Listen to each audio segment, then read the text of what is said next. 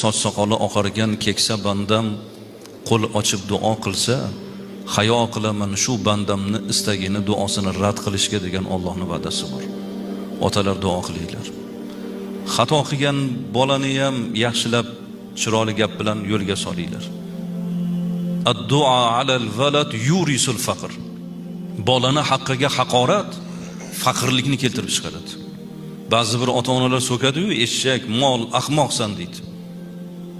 Ba'zi bir kelinlar yuzing qursin deydi-ya. O'lib ketgan, qurib ketgan deydi ba'zi bir onalar bolalariga.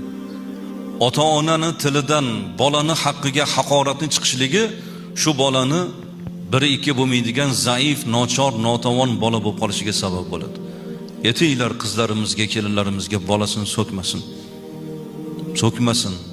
Yurisul faqr. Rasululloh aytibdilar, faqirlikni keltirib chiqaradi haqorat.